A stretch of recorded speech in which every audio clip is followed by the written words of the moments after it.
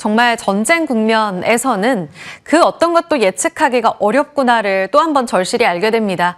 미국 시장에서는 협상이 난항을 겪고 있다는 우려 때문에 나스닥 지수가 또 한 번 추가 약세로 연간 저점까지 밀려 내려가는 모습을 보여줬습니다. 고점 대비 10% 이상 약세장에 진입한 모습으로 마감을 했는데 이제 미국이 이란 공격을 다시 한번 10일 정도 연장하겠다. 이제 그 시한을 4월 6일로 또 미뤘습니다. 또 한 번 미 국채 금리가 올라가자 타코 트레이드가 나올 수 있다라는 이야기들이 나오고 있습니다.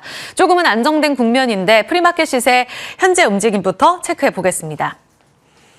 자, 어제 우리 시장 전체적으로 장중 저점까지 내려앉으면서 반도체 중심으로 분위기가 험악했습니다. 현재 삼성전자는 3.5%로 출발과 함께 낙폭을 살짝 줄여가다가 17만 3,900원의 움직임 확인되고 있고요. SK하이닉스가 90만 원을 이탈하면서 여전히 44%가량 내려앉은 모습 확인하고 있습니다. 그래도 출발할 때는 88만 원 정도에서 갭 낙으로 출발했었는데 조금은 낙폭을 줄이려는 시도도 나오고 있는 상황입니다. 현대차 3%의 하락이고요.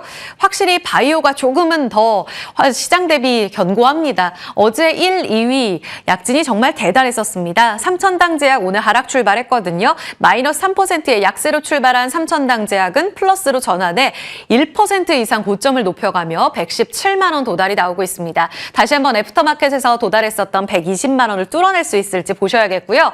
어제 알테오젠 좀 아쉽다 하시는 분들도 많으셨을 텐데요. 38만 6천 원 지지하면서 장중 플러스 전환이 나오고 있습니다. 자, 다음 넘어가겠습니다. 6위에서 10위까지 리가켄바이오 역시 2.6%의 상승으로 오늘 코스닥에서 프리마켓 출발하고 나서 가장 출발 분위기가 좋았었던 쪽인데요. 전체적인 분위기 기조를 바꿔놓는 모습 속에 세 종목 모두 빨간불 들어와 있습니다. 한화 에어로스페이스는 2.7%로 어제 전쟁 관련 종목들이 비교적 선방하나 방산주들이 사흘째 양봉을 기록할까 관심권 안에 있었는데요. 대체로 많은 종목들이 결국은 종가상으로 다시 고꾸러지는 모습을 보였습니다. 현재 한화 에어로스페이스는 2.7%의 약세를 보이고 있습니다. 거래량 동반하면서 움직이는 쪽으로 가보겠습니다. 바이오라는 키워드에서 본다면 이뮤논시아도 18%의 급등 움직임 확인되고 있습니다. 그리고 전쟁 여파 측면에서 봤을 때 화학 그리고 개별적인 소재 그러니까 나프타의 공급 차질로 그 부차적으로 가격이 오르는 쪽 이런 쪽은 상승세가 나오고 있고요.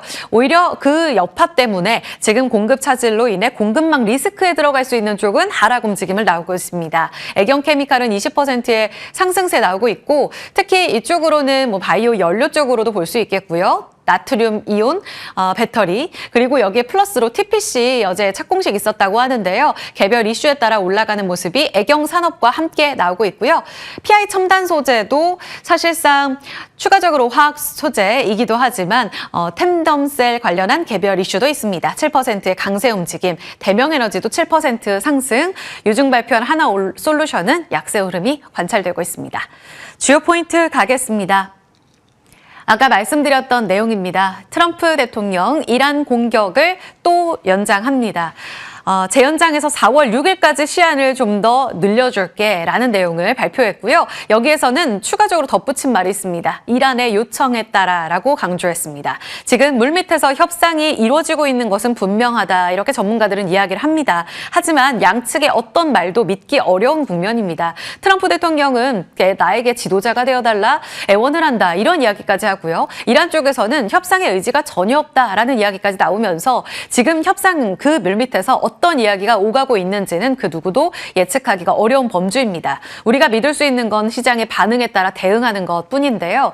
일단 어제 매크로적으로 저희가 개장 중계 뒤에 코너를 통해서 살펴드렸을 때 앞으로 추가적으로는 미국의 국채 금리를 보십시오라는 말씀을 드렸었습니다. 유가보다 더 중요하게 봐야 된다라는 의견으로 4.5%를 넘어가면 여지없이 타코 트레이드가 발생할 겁니다라는 이야기를 드렸었는데요. 어제 간밤에는 4.4%까지 치솟으면서 3월 들어 고점까지 올라가는 모습을 보였습니다. 여기에서 등장한 트럼프 대통령의 발언, 뭔가 기시감이 느껴집니다. 결국에는 주말 사이에 과연 어떤 일이 벌어질지는 모르지만 국채금리와 유가의 흐름을 보아가면서 협상 의지를 끌어낼 수 있을지를 계속 보셔야겠고요. 다행히 이 의견에, 이 내용에 반응을 하면서 브렌트유가 하락으로 지금 출발하고요. 나스닥 선물 플러스로 출발하는 모습들도 오늘 아시아장에는 비교적 비교적 안도할 수 있는 분위기라는 점 같이 따라가 보겠습니다. 구글판 딥시크, 그러니까 터보퀀트가 이틀째 난립니다. 시장에서 등장하고 나서 어제 마이크론이 하락하면서 우리 반도체 투톱을 끌어내렸고요. 간밤 분위기에서 마이크론이 어느 정도 지지할 수 있을까가 꽤 중요했었는데요. 간밤에는 3월의 저점을 깨고 내려갔습니다. 오늘 IT 투톱의 하방 지지력은 어디일까요? 지금 구글의 새로운 AI 알고리즘은 메모리 사용량을 기존보다 획기적으로 줄여서 병목 현상을 개선시킬 수 있다. 이 LLM에 탑재되는 기술적으로 상당히 혁명적이다라는 이야기가 나오고 있습니다. 이렇게 압축 기술이 발전하게 되면 메모리가 지금처럼은 더 필요하지는 않을 수 있어 라는 논리로 어제 크게 빠졌습니다. 소프트웨어의 효율이 좋아진다. 하드웨어, 특히 스토리지의 수요는 적어지겠지라는 논리였었어요. 종가상으로 4% 삼성전자가 빠졌고 하이닉스가 6% 빠졌는데 앞서 보신 것처럼 프리마켓 시세에서는 삼성전자가 3%, 또 하이닉스가 4%가량 하락하는 구간을 보여주고 있습니다. 꽤나 올라온 구간 안에서 이렇게 물량 소화를 거쳤고 특히 소부장 같은 경우에는 반도체 투톱보다 조금의 매력도가 더 커지고 있는 자리입니다. 라는 내용을 중계 때도 전해드렸었는데 어제 받은 타격은 꽤 아팠습니다. 그래서 지금 자리에서 투톱과 소부장 계속적으로 매력도를 관찰해 나갈 수밖에 없을 것 같고요. 그리고 매력도라고 이름을 붙인 건 반박 논리가 존재하기 때문입니다. 결국은 조정은 늘 기회였다라는 걸 이전 중국의 딥시크 사태 때도 우리는 경험한 바 있습니다. 반박 논리 측면에서 본다면 지금 효율이 좋아지고 그러니까 신기술이 등장해서 효율이 좋아지고 단위당 비용이 떨어지면 우리가 수요가 적어질 거라고 이야기하지만 역설적으로 봤을 때 전체적으로 데이터 사용과 메모리의 총량, 그 수요가 늘어나는 움직임을 보여왔다. 이게 제번스의 역설입니다. 이 흐름에 따르면 결국은 지금 보여주고 있는 조정은 기회라고도 볼 수 있을 텐데요.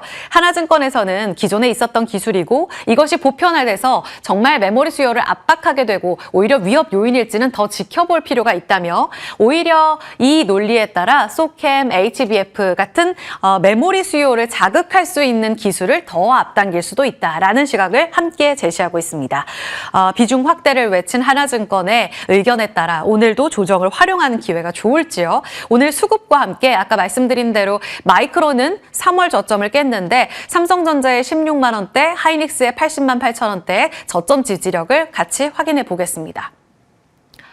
전쟁의 나비 효과는 언제까지 우리 포트폴리오의 대안이 될 수 있을까요? 앞서서 출발 성공투자 1부 때도 이런 질문을 드렸을 때 글쎄요, 당일 트레이딩 정도의 이 변동성을 활용한 전략은 좋겠지만 길고 끌고 가기에는 변동성이 너무나 크다라는 이야기도 한편으로는 있었습니다. 하지만 그럼에도 불구하고 이렇게 수급이 집중되는 건 전쟁 테마, 여기에 플러스로 당장은 회복되기가 어려운 호르무즈 해협 봉쇄와 관련된 협상, 그리고 나프타의 수급 차질이 한 1, 2분기까지는 진행이 될 수도 있다라는 우려 때문입니다. 증권가에서는요, 이 테마주를 사십시오는 아니지만 전방위적으로 그리고 전 산업계에 걸쳐서 그 어디도 수급 차질의 여파가 없는 곳이 없다라고 이야기를 하고 있습니다. 결국은 우리가 지금 1, 2분기 실적 타격을 받을 수 있는 건설, 자동차, 반도체 전체적인 여파 속에 있다면 그 어느 쪽이라도 우리는 테마를 통해서라도 해지를 할 필요가 있어지는 거죠. 그래서 수급이 집중된다라고도 해석해 볼 수 있습니다. 보시면 비닐봉지, 인쇄용지, 페인트, 비료, 시멘트, 레미콘, 여기에 에너지 쪽으로는 전기가스 요금도 예고되어 있죠. 인상이. 그리고 헬륨 쪽으로도 2주 만에 가격이 올라서 이 여파를 대비해야 된다라는 전략들이 나오고 있습니다.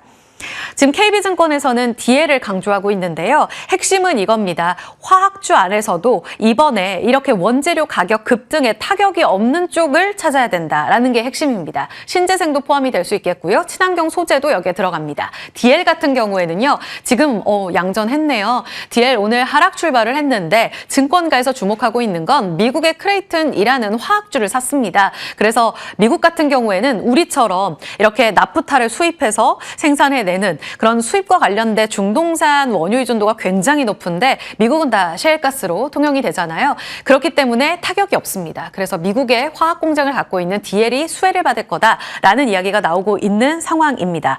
자, 계속 저희는 수혜주를 혹은 그 안에서 방어가 될 수 있는 종목들을 찾아가 봐야겠습니다.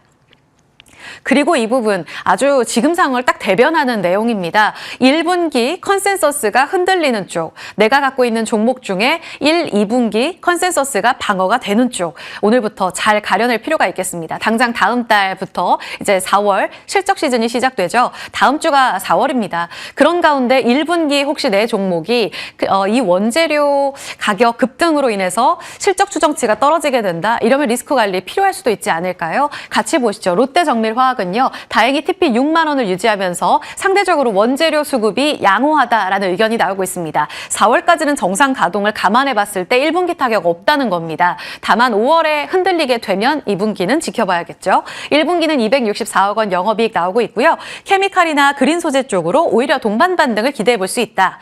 지금 프리마켓 시세에서 4.5%의 급등 움직임 나오고 있습니다. 증권가에서 호평이 나왔고 오늘 수급이 집중되는 이유, 연속성도 따라가 보시죠.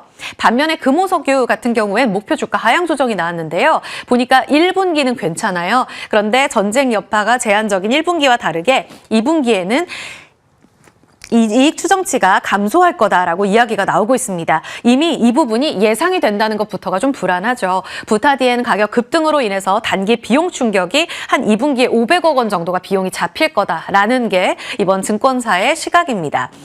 그래서 3월 20일에 자사주 소각이 있었고 하반기에는 그래도 좋아질 거야라는 것으로 크게 낮추진 않았다고 하는데요. 2분기에 실적 추정치 하향 조정을 반영해 지금 프리마켓 시세에서 보면 같은 화학주인데 롯데정밀화학의 플러스와 다르게 금호석유 화학은 지금 약세 움직임 관찰되고 있습니다. 오늘부터 실적 이 추정치 따라가는 작업이 중요하겠습니다.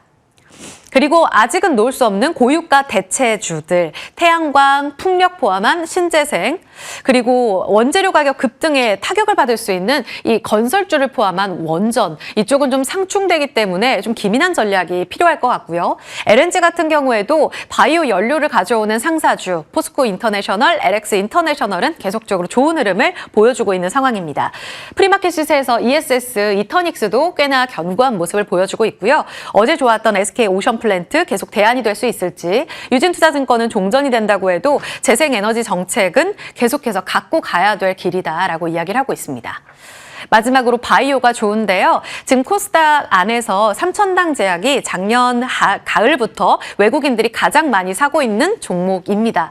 그리고 바이오 안에서 삼천당 제약으로 다음으로 많이 담고 있는 건 바로 코오롱 티슈진인데요. 어제 외국인들 매수 1위가 이 코오롱 티슈진이었습니다.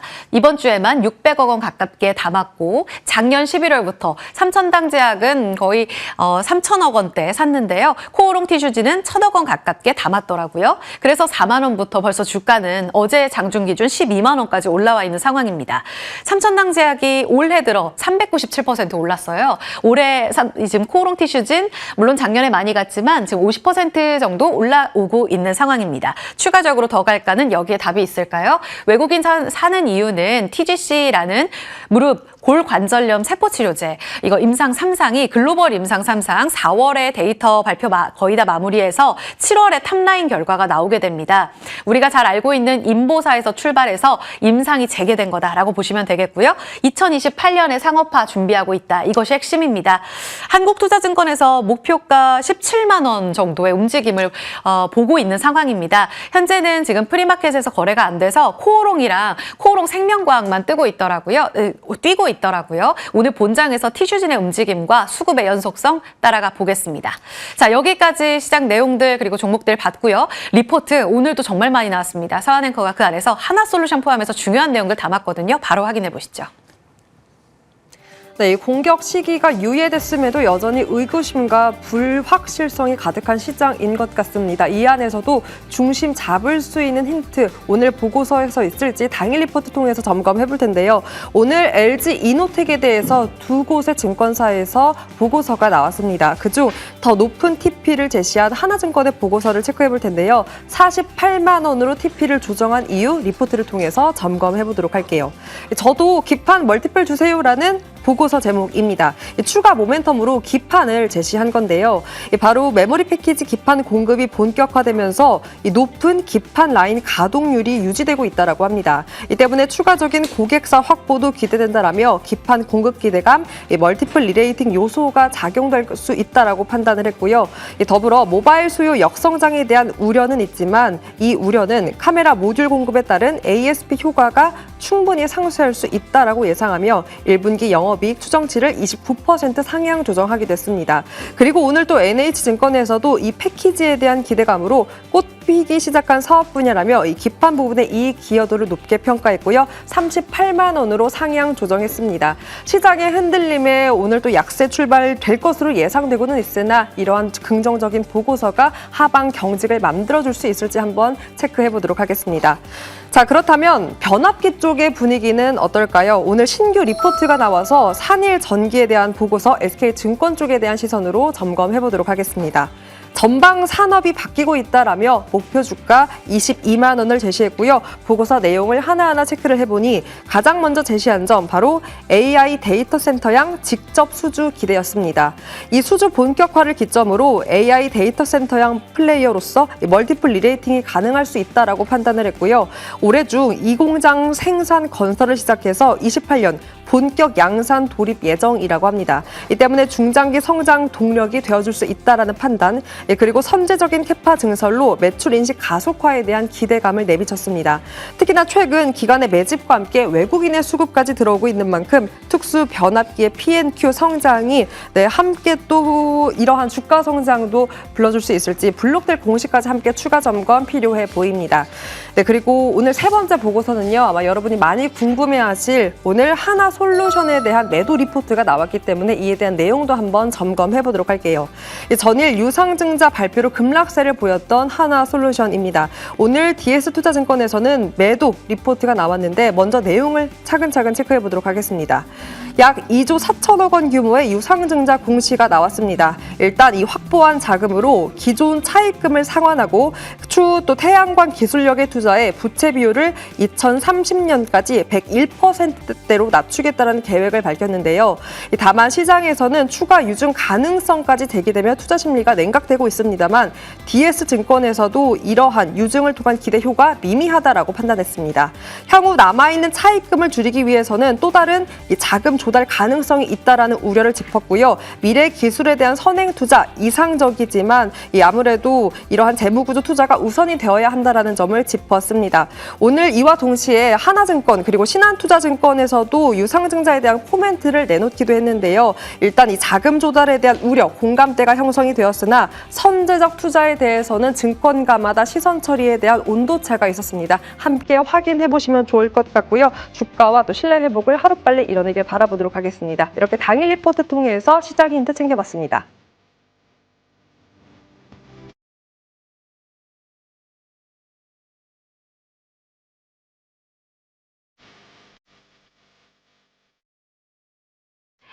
네, 지금 동시호가 구간에 진입했습니다. 장 시작까지 9분 정도 남겨두고 있고요. 코스피 지수 좀 겁났는데요. 호가부터 보시죠. 3.3% 약세 출발 예상됩니다. 5,276선의 움직임 예상되고 있습니다.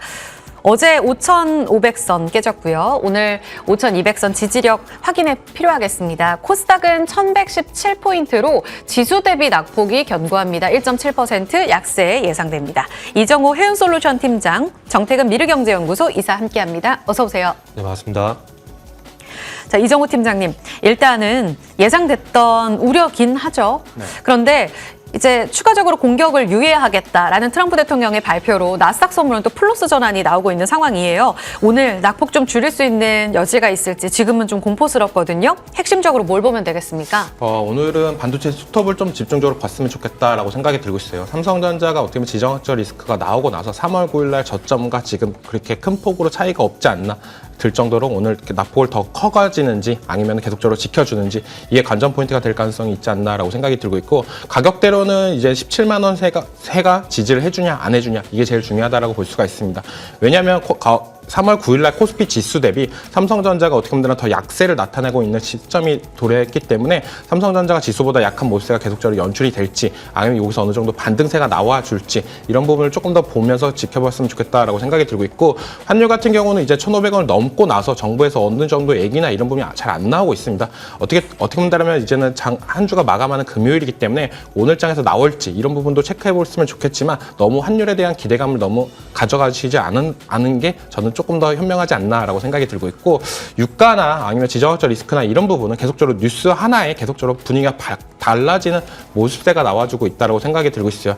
근데 요 근래 삼성전자의 흐름세나 이런 부분을 봤을 때 어떤 흐름세가 나왔냐라고 한다면 미국 증시가 반등이 나와도 삼성전자가 반등이 그렇게 크게 안 나오는 거 어떻게 보면 갭상승 이후로 어떻게 보면 더 주저앉는 모습세가 계속적으로 연출이 됐다고 본다면 오늘 장에서는 갭하락 나오고 나서 양봉으로 마감하는지 이런 부분을 체크해보는 게 제일 중요하지 않나라고 생각이 들고 있습니다. 아, 그러네요. 장중 흐름에서 낙폭을 키우냐 만회하느냐 이 부분이 가장 중요하다. 알겠습니다. 개장 후에도 이 부분 따라가 볼게요. 정태근 이사님, 그 안에서도 반도체 조금 더 집중해서 여쭤보면 네. 터보콘트가 정말 크게 문제인 건가? 지금은 차익 실현 빌미로 작용했다라는 시각들로 증권사에서는 거의 공감대를 갖고 있거든요. 네. 그럼 지금 공포스럽더라도 우리가 3월에 보여줬던 것처럼 밀릴 때마다 사는 게 맞는 건가요? 일단은 지금 질문하신 거에 대답을 해보게 되면은 밀릴 때마다 사는 건 맞다라고 좀 생각을 하고 있습니다.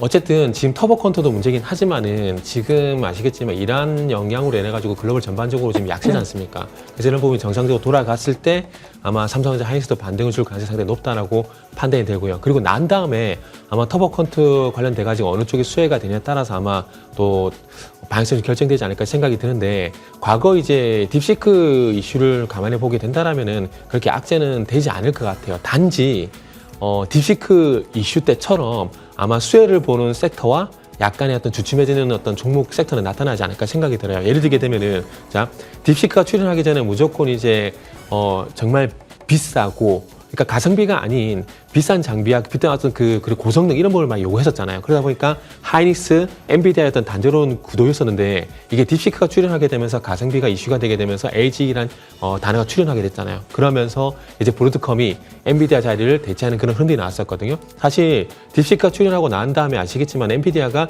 $200 돌파가 안 되고 있어요. 그러면 상승이 어쨌든 정체가 나왔다는 것 자체가 피해주로 볼 수밖에 없거든요.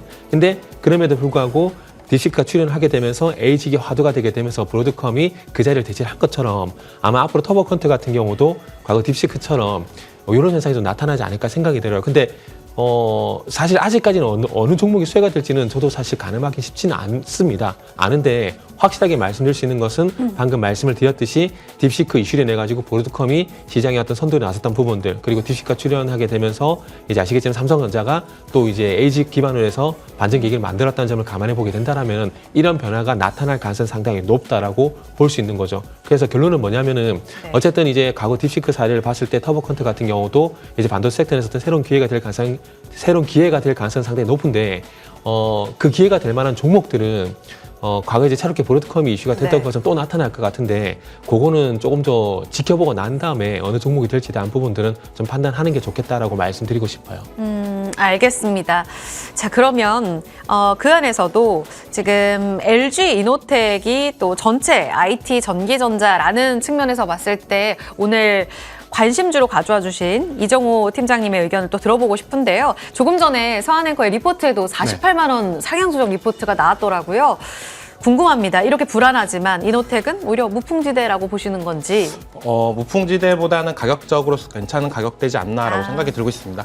우리가 어떻게 보면 삼성그룹의 대표적인 부품사가 어디냐라고 본다면 삼성전기다라고 볼 수가 있고 LG그룹에서 대표적인 부품사는 LG 이노텍인데 주가는 어떻게 본다면 행방이 반대로 가고 있지 않나라고 생각이 들고 있어요. 그 이유는 MLCC의 훈풍을 타면서 삼성전기가 올라가줬다라고 본다면 LG 이노텍 같은 경우에는 어떻게 본다면 MLCC에 대한 약점이나 이런 부분이 없기 때문에 조금 약세를 보여주고 있지 않나라고 생각이 생각이 드는데 삼성전기도 그렇고 LG이노텍도 그렇고 FPC, BJ 기판 관련해가지고 수요나 이런 부분이 계속적으로 늘어나는 모습가 나오고 있습니다. 그러니까 기판 관련주로 LG이노텍을 바라본다라고 본다면 정말 안간 종목 중에 하나가 LG이노텍이다라고 볼 수가 있고 얼마 전에 얘기가 나왔던 부분이 기판 관련해가지고 캐파나 이런 부분을 2배가량 늘린다라고 했습니다. 지금도 공장 가동률이나 이런 부분이 거의 100%에 육박하는 모습가 나와주고 있기 때문에 회사 입장에서는 이게 장기화될 가능성이나 이런 부분을 점치면서 하고 있다라고 볼 수가 있고 이번 하반기로 가면은 애플의 폴더블 폰이 출시가 되는데 거기에 이제 LG이노텍의 카메라가 탑재되는 부분이 크다라고 볼 수가 있어요. 기존의 아이폰에서 이제 폴더블까지 제품을 다각화한다고 본다면 매출적인 측면이나 이런 부분이 더욱더 올라갈 가능성은 있기 때문에 LG이노텍이 기존에 갖고 있었던 약점, 아이폰에 대한 어떻게 보면 가장 큰 밀접한 연관성이었는데 그게 이제는 하반기로 가면 빛을 발할 가능성이 있다고 생각이 들고 있고 지금 상반기에서는 기판에 대한 매출이나 이런 부분을 조금 더 노릴 가능성 그리고 LG그룹이 계속적으로 나오는 부분이 로봇 관련해가지고 시너지입니다. LG이노텍에서 하고 있는 부분이 라이다랑 카메라 관련인데 이게 로봇의 눈에 될 가능성이 높기 때문에 LG이노텍이 이제는 점차 달라지는 한 해가 될 가능성이 있어서 LG이노텍을 가지고 나왔습니다. 가격 전략이 네, 가격 지금, 네, 네. 목표가는 38만 원, 손절가는 26만 원을 말씀해드리겠습니다. 일단은 2월에 나왔던 고점은 넘어갈 거로 보시는 거예요. 38만 원 기억하겠습니다. 마지막으로요. 조금 간략하게 볼까요? 일단 압축적으로 봤을 때 바이오가 너무나 선방을 하는 모습이 이미 나오고 있습니다. 호가상으로도 리가캠바이오, 삼천당제약 모두 빨간불입니다. 오늘 관심주 바이오에서 주셨어요. 정 이사님, 네. 오늘도 바이오의 날이 될까요? 네, 오늘 시장 분위기 이렇다면 또 바이오 쪽으로 분위기가 갈 것 같아요. 왜냐하면 이란 사태 관련돼 가지고 그나마 그래도 어떤 시장 상대적으로 선방할 수 있는 그런 섹터로 생각을 하고 있거든요. 네. 그러니까 어째 무풍지대라는 표현이 맞을 것 같아요. 그러다 보니까 바이오 좀 부각이 되고 있는데 그래서 이제 바이오 섹터 같은 경우는 어제에서 오늘도 시장 주도 섹터가 되지 않을까 생각을 하고 있고 그러면서 그 속에서 Y바이오로직스라는 종목을 일단 준비를 했습니다. 일단은 이제 바이오 섹터 내에서는 뭐 당연히 이지만 임상과 그리고 기술 이전이 기대가 되는 종목들을 바라봐야 되는데 그런 관점에서 보게 된다라면은 이제 다중항체 사이토카인 파이프라인 2개가 있거든요. 그게 전이상 단계인데 그게 네. 이제 기술 이전 기대가 되기 때문에 한번 보시고요. 목표가는 4만 원 정도 잡았고 손절가는 28,000원 정도 제시해 보도록 하겠습니다. 기술 이전 키워드로 볼 수가 있습니다. Y바이오로직스 관심주 다 들어봤습니다. 시장 문 열고 대응 전략 이어갑니다.